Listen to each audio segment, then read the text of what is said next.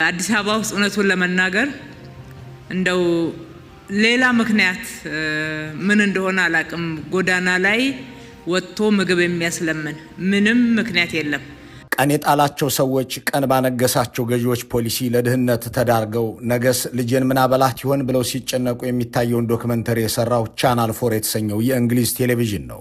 በአዲስ አበባ ለመለመን የሚያበቃ ምክንያት የለም እያሉ በመናገር ረሃብተኞች ዳቦ ካጡ ለምን ኬክ አይበሉም ያሉትን ፈረንሳዊት ማሪያ አንቶኔትን የሚያስንቁ ከንቲባ የሚያሳዩት ደግሞ እነፋና ቴሌቪዥን ናቸው።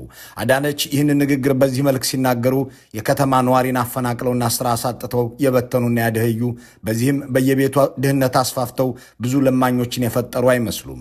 ከዚህ የከንቲባዋ ንግግር ጀርባ ግን የበዙ ጥፋቶችና ክፋቶች ሲፈጸሙ ከርመዋል። ሰዎች ጎዳናውን ሞልተው ሲለምኑ ለምን ትለምናላችሁ ተብለው ለእስር ሲዳረጉ የኮሪደሩን ልማት ገጽታ ታበላሻላችሁ እየተባሉ ሲሰወሩ ከርመዋል። የአዲስ አበባ ምግብ ቤቶች ለድሃ ምግብ እንዳትሰጡ ከሰጣችሁም የንግድ ፈቃዳችሁን እስከ ማጣት የሚደርስ ቅጣት ይገጥማችኋል ተብለው ማንም ምግብ የቸገረው እንዳይበላ ከልክለዋል። ድህነትን ሳይሆን ድሃን አብዝተው የሚጠሉት ብልጽግናዎች ለምኑ አዳሪዎችን ጎዳና ነዋሪዎችን ሰብስበው ወደ እስር ቤት ያስገቡት በመከላከያና ፖሊስ ፓትሮል ነው። እንደ መንግስት ነኝ ብሎ ሰብስቦ ወደ ማገገሚያ ማዕከል ወይም ወደ ስራ ማሰልጠኛ ቦታ አልወሰዳቸውም፣ ወደ እስር ቤት አግዟቸዋል። የሚለምኑትን ብቻ ሳይሆን የሚለመኑትንም እንቀጣለን ያሉት ባለስልጣን የአብይ አህመድ ቢሮ ባለስልጣን ናቸው። እንዳሉትም ለምጽዋት ጠያቂዎች ገንዘብ መስጠት ወንጀል ሆኖ ሰው ተጋግዞም ክፉ ቀንን እንዳያልፍ እያደረጉ ነው። እኒህ ባለስልጣን ማናቸው? መቼ ምን ተናገሩ? የሚለውን እንመለከተዋለን። በዚህ መልኩ የከረመው ብልጽግና በከንቲባዋ በኩል ምንም የሚያስለምን ምክንያት የለም፣ ሰዎች ለምን እንደሚለምኑ አላውቅም እያለ ተከስቷል። ወይዘሮ ከንቲባ ሆይ ሰው የሚለምነውማ ደልቶት የሰው እጅና የሰው ፊት ማየት አምሮት በጣም ቀብጦ ነው ብሎ የሚመልስላቸው ሰው ቢኖር በእነዚያ ምንዱባን ላይ መሳለቅ ሊሆን ይችላል። ሰዎች ተራቡ፣ ዳቦም እንኳን ቸገራቸው ስትባል ዳቦ ካጡ ለምን ኬክ አይበሉም ብላ እንደተገረመችው ፈረንሳዊት ያደረጋቸው ከንቲባ አዳነች ለምን ትለምናላችሁ ብለዋል። ልመናው የከፋው በገጠር ጦርነትና ድህነት ስለተስፋፋ በዚህም ወደ ከተማ የሚደረገው ፍልሰት ስለበዛ በመሃል ከተማ ስራ ደንበኛና ስራ ቦታ ተነቅለው ስለተፈናቀሉ የተፈናቀሉም ሰዎች ስለበረከቱ ነው የሚለውን ለነ አዳነች አቤቤ ማስረዳት ሊያደክም የሚችል ስራ ነው። አዲስ አበባን የወረሯት እንደ ድሮ በቁጥር ያነሱ ያደፈና የተቀዳደደ ልብስ የለበሱ ሰዎች ብቻ አይደሉም። የዘንድሮቹ ለማኞች ደህና ኑሮና ገቢ የነበራቸው በመንግስትና በግል ድርጅቶች ውስጥ ተቀጥረው የሚሰሩ አለባበሳቸውም መልካም የሚባል አለማመኑንም ገና ያልቻሉበት ሰዎች ናቸው። ለዚህም ማኝ የሚሆነን የራሱ የአገዛዙ ፓርላማ ነው። አዳነች አቤቤ እንደ ንግሥት አንቶኔት የሚያስለምን ነገር የለም ትኩስ ምግብ ብሉ እያሉ በሚያፌዙበት ከተማ ውስጥ የሚታየውን ብልጽግና ወለድ የልመና መስፋፋት የብልጽግና ፓርላማ ሰዎች እንዲህ ይገልጹታል። ልጆቼን የማበላቸው አጣሁ የሚሉ አዛውንቶች፣ ጋሽዬ ቁራሽ የዳቦ መግዣ ስጠኝ ራበኝ የሚሉ አንጀት የሚበሉ በርካታ ህጻናትን ማየት በከተማችን እየተለመደ መጥቷል። ልመና አልነበረም ማለት አይደለም። አሁኑ ግን እጅግ እየተባባሰ ሄዷል። የኑሮ ውድነቱን መቋቋም አቅቶት ህብረተሰቡ መድረሻ እያጣ ነው። እኒህ የፓርላማ አባል የሚናገሩት ስለ አዳዲሶቹ ለማኞች ነው። በአዲስ አበባ ውስጥ አለማመኑን እንኳን የማያውቁበት አዳዲስ ለማኞች የበብዛታቸው ምክንያት የመንግስቱ ፖሊሲ ድሃ ፈልፋይ ስለሆነ ነው። በደህናው ጊዜ የገዙትን ያልነተበ ልብሳቸውን ለብሰው እጃቸውን ለመጽዋቾች የሚዘረጉ ሰዎች የበዙበት ዘመንም ነው የሚለውን ሳይሆን ሁሉንም ክፉ ነገር ክደህ ደግ ደጉን ተናገር የሚል ብልጽግናዊ ወንጌል ለሚከተሉት የብልጽግና ሹማምንት የማይፈለግ ነገር ነው። ፓርላማው ከፈቀደልኝ በስራ መውጫ ሰዓት ፌስታል ይዘው ከሆቴል ተመላሽ ምግብ የሚለምኑ ሰራተኞች መኖራቸውን ላሳይ ዝግጁ ነኝ ብሎ ከጥቂት ወራት በፊት በፓርላማው ፊት የተናገረው የአገሪቱ የሰራተኞች ፌዴሬሽን ነው። የሚለምኑት ሰራተኞች ደሞዝ አላቸው የሚባሉ መሆናቸውን በማብራራትም ፈቃደኛ ከሆናችሁ ከስራ ሲወጡ ፌስታል ይዘው ሆቴል አካባቢ ቆመው የሚለምኑ ተቀጣሪ ሰራተኞችን ላሳያችሁ እችላለሁ። ሰራተኛው በቀን አንድ ጊዜ በልቶ መዋል አልቻለም። ሕክምናውን እንትወው እየጸለየ ይኑር። ቤት ኪራዩንም እንትወው በበረንዳ በሰዎች ላይ በጥገኝነት ይኑር። ግን በቀን አንድ ጊዜ እየበላ መኖር የለበትም ወይ ሲሉ የኢትዮጵያ የሰራተኛ ማህበራት ኮንፌዴሬሽን ፕሬዚዳንት ካሳሁን ፎሎ አብይ አህመድ ሚራክል ፈጸምኩ እያሉ በሚናገሩበት ፓርላማ አዳነች አቤቤ ሰው ለምን ይለምናል እያሉ በሚያፌዙበት ከተማ ሲናገሩ ተደምጠዋል። ከወራት በፊት ከአዲስ አበባ ዘገባ የሰራው የቻናል 4 ጋዜጠኛ ማንነታቸው እንዳይታወቅ ተሸፍነው የሚለምኑ አለባበሳቸው ገና ጀማሪ ምጽዋት ፈላጊ እንደሆኑ የሚያሳብቅባቸውን ሰዎች በምስሉ ላይ ሲያሳይ ከተማዋን ለማኞች አጥለቅልቀዋል አጥለቅልቀዋታል ብሎ ነበር። ህዝቡም ልመና ተባባሰ እያለ ሲናገር በካሜራዎቹ ቀድቷል።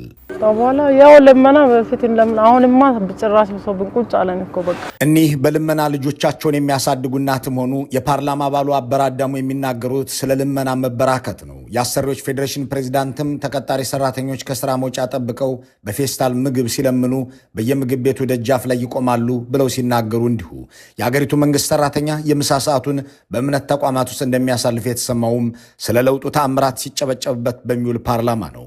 አዳነች አቤቤ ግን እንደ ንግስት አንቶኔት ለምን ኬክ አይበሉም ማለት የቀራቸው ያህልም ለምን ትኩስ ምግብ አይበሉም እያሉ ይቀልዳሉ።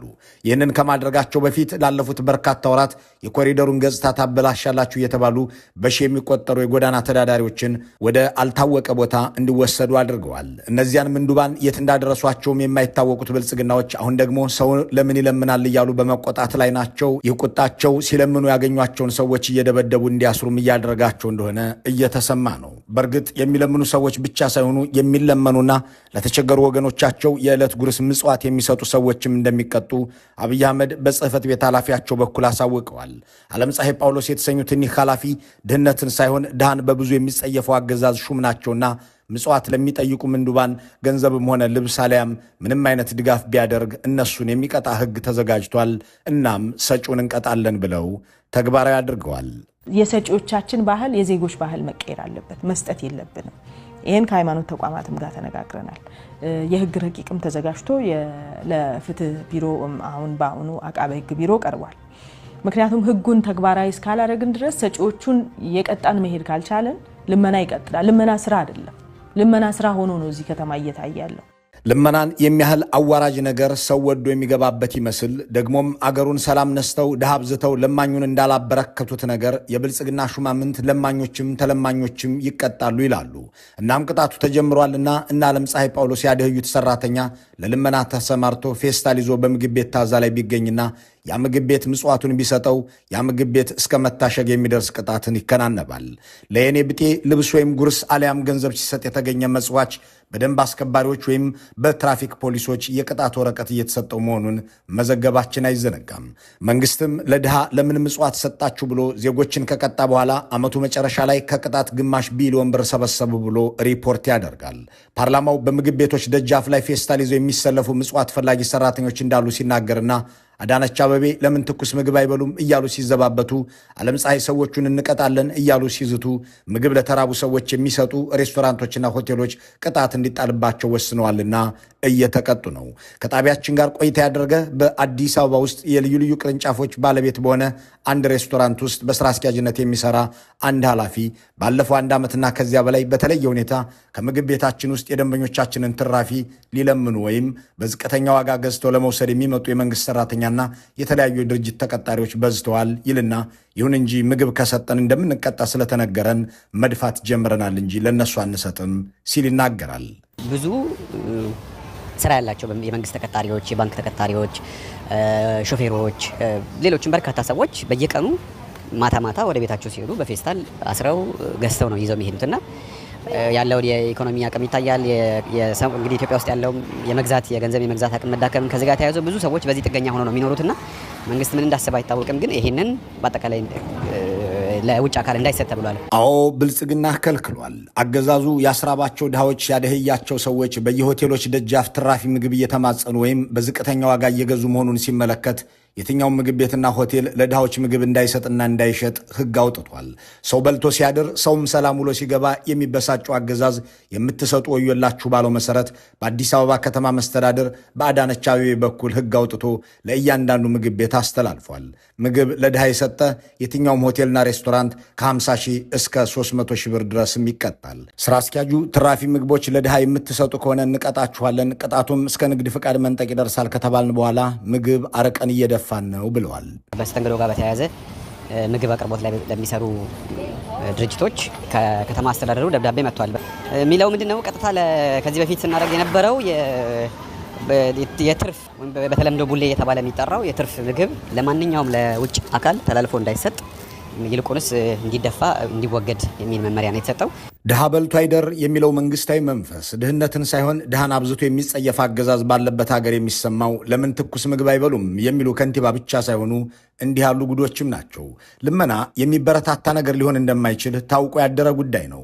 መንግስታት ልመናን ለማስቀረት የሚያስችላቸውን ፖሊሲ ቀርጸው አምራቹን የህብረተሰብ ክፍልም ጉልበቱን የሚጠቀምበትን ስልት ይነድፋሉ። አማራጮችን አቅርበው የሥራ ዕድሎችን ፈጥረው ዜጎች የገቢ ምንጫቸውን የሚያሳድጉባቸውን ስልቶች አስተዋውቀው ሰላም አስፍነው ከገጠር ወደ ከተማ የሚደረግን ፍልሰት ለማስቆም የሚያስችል ኢንዱስትሪና የገጠር የማምረቻ ስልት አዘጋጅተው ልመናን የማያበረታቱ መመሪያዎችንና ህጎችን ቢያወጡ የሚጠበቅ ነው የሚሉ አስተያየት ሰጪ፣ የብልጽግናው መንግስት ግን የራሱን መንግስት ሰራተኞች ጭምር አደህይቶ ለልመና ዳርጎ ሲያበቃ ጦርነት ፈጥሮ ዜጎች ወደ ከተማ እንዲሰደዱ አድርጎ እያለ ድህነትን ወንጀል የሚያደርግ ለጋሾችን የሚቀጣ ደንብ አስከባሪ ማሰማራቱን ጭካኔ ሲሉ ይገልጹታል። ከ5 ዓመታት በፊት ከ50 ሺህ በታች እንደሚሆን ይገመት የነበረው የአዲስ አበባ ለምኖ አዳሪ ሰው አሁን በመቶ ሺዎች እንዳደገ፣ ወርሃዊ ገቢ የነበራቸው የመንግስት ሰራተኞችም ጭምር ይህንኑ ዘርፍ እንደተቀላቀሉት በይፋ መነገር ጀምሯል። ከደንብ አስከባሪዎች ጋር እየተራወጡ ይህንን ልመና ከተቀላቀሉ አዳዲሶቹ ለማኞች መካከል ባለደሞዝ ሰራተኞችም ይገኙበታል። የኢትዮ ፎረም ተባባሪ አዘጋጅ ኢንጂነር መቅደስ ከወራት በፊት ለጣቢያችን በላከችው አንድ መጣጥፍ ያሰፈረችው ታሪክ ለዚህ ምስክር ነው። መቅደስ እንዲህ አለች። እኔና መሰል ሙያ ያለን መሐንዲሶች ለወትሮ የተሻለ ክፍያ የምናገኝ ነበርን። አሁን ግን እኔው ራሴ የኑሮ ውድነቱን መቋቋም አቃተኝ። የሥራ ባልደረቦችም እንደኔው ምኑን ከምን አያይዘው ይህንን ክፉ ቀን እንደሚያሳልፉት ሲቸገሩ ተመለከቱ። ከቤት በባዶ ሆድ ወጥቶ ቁርስ የበላም መስሎ ምሳን በኩራት ተሸፍኖ የሚያልፈው የመንግሥት ሠራተኛ በተለይ ከባለፈው ዓመት ወዲህ ሕይወቱ የተመሰቃቀለ ብዙ ነው። አንዳንዱም የልመናውን ጎራ በግላጭ ተቀላቅሏል። ሰርቶ ቤተሰቡን መደጎም ቢያቅተው በትርፍ ሰዓቱ ለምኖ ልጆቹን ማብላት መተዳደሪያው አደረገ። በልቶ ማደር ቅንጦት በሆነበት ሀገር እንኳን አዲስ ልብስ ሊገዛ በላዩ ላይ የሚነትበውን በከሳ ቁጥር ከልኮ የሚሰፋውን ኮት ደርቦ የሚለምነው የመንግሥት ሠራተኛም እየተበራከተ ነው። በየቀኑ ልብ ሰባሪ ልመና እየታዘብኩ ከከረምኩ በኋላ በአንድ ያዘቦት ቀን በመንገድ እያለፍኩ በቅርብ የማውቀውና በአንድ መስሪያ ቤት ውስጥ የመምሪያ ኃላፊ የሆነ ሰው በነተበ ልብስ ለልመና አደባባይ ወጥቶ አየሁት። መጀመሪያ የተሳሳትኩ መስሎኝ ነበር።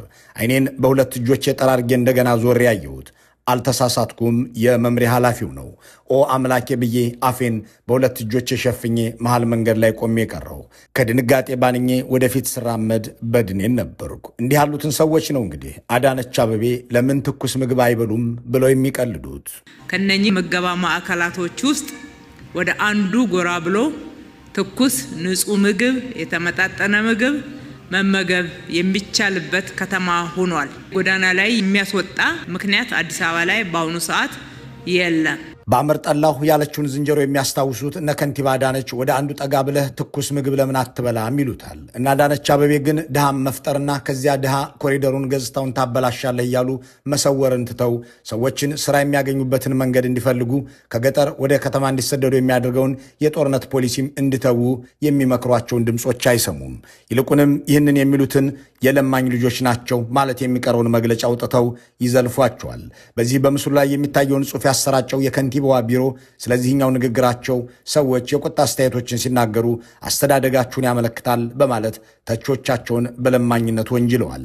ጠቅላይ ሚኒስትሩም ሆኑ እንደ አዳነች ያሉ ሹሞች ስለ ድህነት ቅነሳ ፖሊሲ ሲናገሩም ሆነ በአሁኑ ወቅት ከድህነት ወለል በታች የሚገኘው የህዝብ ቁጥር ስንት እንደሆነ ሲያብራሩ አይሰሙም።